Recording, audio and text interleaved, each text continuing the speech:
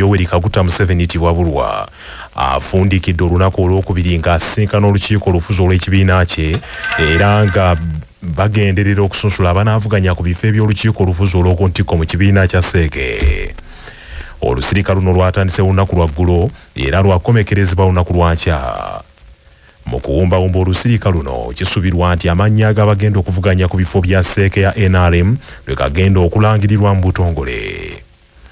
Ebimu ku bitunuuliddwa mu kusunsula abanaavuganya kuliko ebbanga omuntu ly'amaze mu kibiina ky'NRM, obumanyirivu mu nzirukanya emirimu gy'ekibiina, obuweereza bw'avuganya eri ekibiina kyonna n'ebirala. Ekibiina ekiri mu buyinza kya kutuuza tabamiruka waakyo ng'ennaku z'omwezi 27 n'enga 28 sabbiiti ejja mu kisaawe kya Mefuga Kololo mu kibuga Kampala, era abakiise mu tabamiruka oyo balyoke balonde n'okukuba akalulu akasalawo ku banaatuula ku lukiiko lwa Seeke.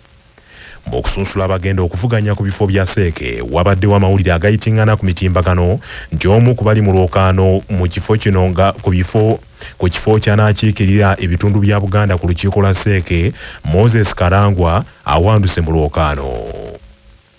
Kaweefube wa CBS FM okufuna Moses Karangwa ku nsonga eno agudde butaka, wabula Rogers Bulegeya ssentebe w'NRM mu kibuga Masaka era nga ye mukwanaganya wa kakuyege wa Moses Karangwa asambaza ebiyitingana ku mitimbagano. Bulegeya ategeezezza nti omuntu we amaze okusunsulwa newankubadde ng'abalala bwe bavuganya mu lwokaano bakyekenneenyezebwa. Tukyali wano ku State House bakyakola vetting era nga vetting tennaba kuggwa nga ye essaawa zino wenjogera ye bamaze n'omumaliriza agenda kusigalamu abo abesimbyewo. Era tuli mu kutegeeza eggwanga nti ebyokugamba nti yavuddemu y'omu ku abo abasigaddemu abagenda okuvuganya ku kifo kya Central Executive Committee. Era tutegeeza bannayuganda bonna n'abo bonna bammemba b'NRM nti akalulu mwali nnyo era kagenda kubeerawo. Babadde bamweraliikiridde olw'okuba nti ebitundu 89 ku buli 100 abawagizi babe kati badde batambuzaamu olinago okumalamu abawagizi baffe amaanyi ne bagume nti ekifo tugenda kukiwangula, ate era ne Pulezidenti akkiriza ne Seeke yonna ekkiriza nti y'omu ku abo basaadde okwetaba mu kuvuganya mu kifo ekyo. Olukalala lw'abagenda okuyitamu okuvuganya ku bifo eby'enjawulo ku lukiiko lwa Seeke olw'okuntikko. Ku lukiiko lwa Seeke nga leero okuntikko mu kibiina ky'NRM lusuubirwa okufulumizibwa olunaku lw'enkya. Akakiiko k'eggwanga ak'ebyokulonda n'ateekakoze enkyukakyuka mu nnambika y'okulonda okw'omwaka 2026 okuva ku nnambika gye kaasembayo okufulumya gye buvuddeko. Enkyukakyuka ezirangiriddwa mulimu okukyusa ennaku ezirina okutuuzibwako tabamiruka w'amabendobendo ow'abavubuka abakadde n'emikago egy'abakozi abegattira mu bibiina ebimanyiddwa. Tabamiruka w'amabendobendo okuli ery'obukiikakkono, obuvanjuba, obugwanjuba wamu ne Buganda ow'abakozi abateegattira mu bibiina by'abakozi mu ggwanga abamanyiddwa nga non-unionized workers akyusiddwa okuva ng'ennaku z'omwezi 25 omwezi guno kaakano wakutuula nga lumu omwezi ogujja ogw'omwenda. Kinajjukirwa nti okusunsula abadeligeti abaneetaba mu kulonda ku mutendera gw'amabendobendo nga kuno kwali kugombolola kwe kwasooka nga okulonda okw'okugombola kwe kwasooka okwongezebwayo okwaggyibwa ng'ennaku z'omwezi 5 omwezi guno ogw'omunaana ne kutwalibwa ku nnaku z'omwezi 18 omwezi guno ogw'omunaana. Ate aba non-unionized workers beba abakozi kinnoomu abataggwa mu bibiina by'abakozi mu ggwanga lino nga bano nabo amateeka gabafuga era agafuga ebyokulonda mu ggwanga gabakkiriza okwetaba mu kulonda abaka ba paalamenti abakiikirira abakozi mu paalamenti nako okujja kubaayo. Enkyukakyuka ezirangiriddwa ssentebe w'akakiiko ak'ebyokulonda omulamuzi Simon Mugenyi Byabakama mu kiwandiiko kyataddeko mukono tabamiruka amabendobendo ag'abadeligeti abavubuka mu balina okulondera obukiiko bw'abavubuka obwa National Youth Council abadde alina kutuula okuva ng'ennaku z'omwezi 27 okutuusa nga 29 omwezi guno era ayongezeddwayo kaakano waakutuula okuva nga 1 okutuusa nga 3 omwezi ogw'ekkumi.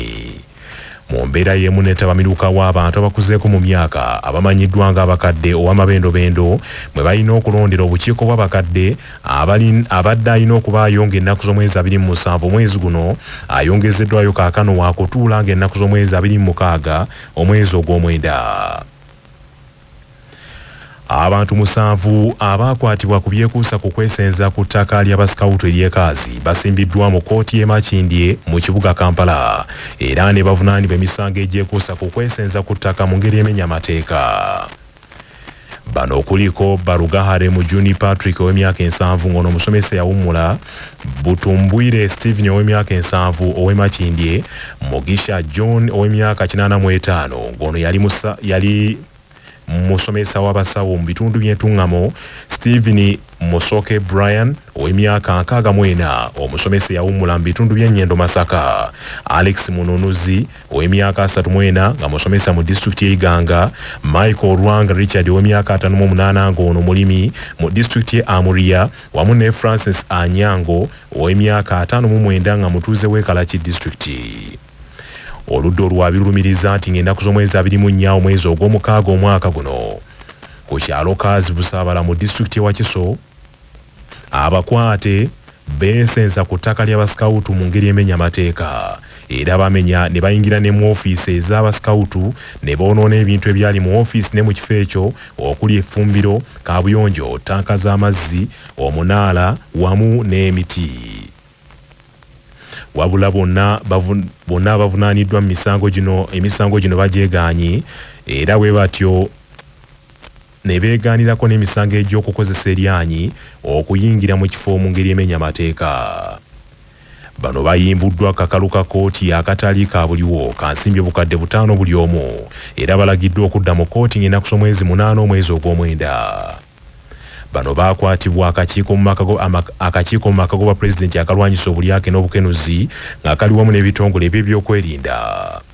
Ebyo nga biri bityo, kooti ewozesa abalyake n'abakenuzi esindise era ekalize omusirikale wa poliisi yawummula Oyeti Francis ku kibonerezo kya kusasula ensimbi obukadde 2 era n'alagirwa n'okukomyawo ensimbi obukadde 20,65 ze yafunanga amaze okuwummula emirimu gya poliisi, ate n'asigala ng'afuna omusaala gwa poliisi. Omusirikale Oyeti yakwatibwa era n'asingisibwa omusango ogw'okusigala nga afuna omusaala gwa gavumenti wadde nga yali yawummula dda emirimu gya gavumenti mu kitongole ekya poliisi, era omusango guno naye yagukkiriza. Ono yavunaanibwa emisango gino ng'ali wamu ne Aliatu Hadora avunaanyizibwa ku bakozi mu poliisi, ng'ono kigambibwa nti yalagajjalira omulimu gwe bwe yalemwa okumujja ku lukalala okusasulirwa emisaala gy'abakozi ba poliisi. Kooti yakitegeerako nti okusingisa Oyeti omusango ogwo kyayongera okulaga nti eriyo n'abasirikale ba gavumenti ba poliisi abalala bangi abakyali ku misaala gya gavumenti emisava wadde ng'emirimu gye baagiwummula dda.